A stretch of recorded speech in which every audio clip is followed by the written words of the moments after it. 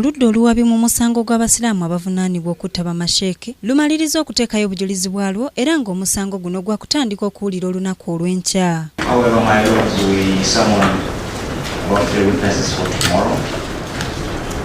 And my lord, it is therefore our humble prayer that you grant us an adjournment of this matter to tomorrow morning so that we can begin calling the evidence in this case.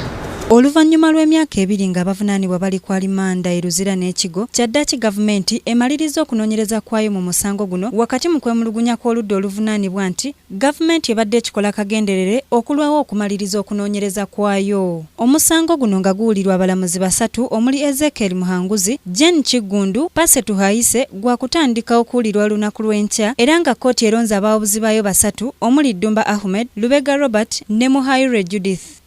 Abawawabirwa abawerera ddala 14 basomeddwa emisango ena gye bagenda okuwera ennemba nagyo omuli ogw'obutemu bwa mirundi 2 okugezaako okutta wamu n'okulya mu nsi yaabwe olukwe.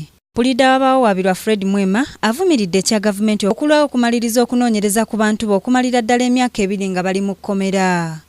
Tuwulira bulungi kubanga bakilayinti baffe bamaze emyaka 2 mu kkomera kyebulowooza nti kyabwenkanya.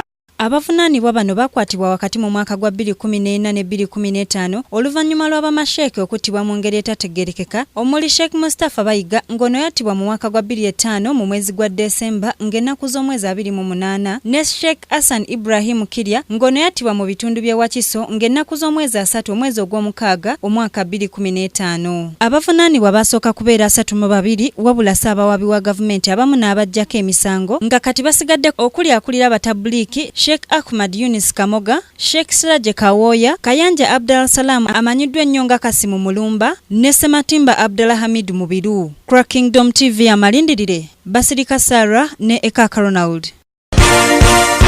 This is Kingdom TV.